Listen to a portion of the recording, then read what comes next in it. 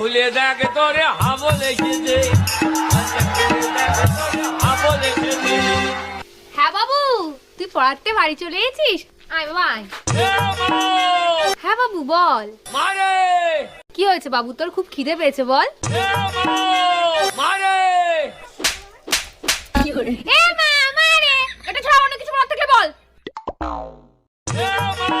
এই তোর এ মা এমা ছাড়া অন্য কিছু বলার থাকলে বল। ওমা জানা আজকে কি হয়েছে? কি হয়েছে বাবা? আজকে আমি পড়তে গেছিলাম। আরে আমার সোনা বাবাটা।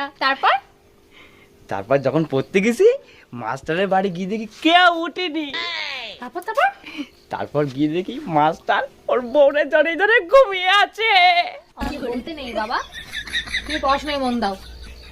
তারপর কি হলো? তারপরে মাস্টারের ঘরের সামনে গেলাম, গিয়ে বললাম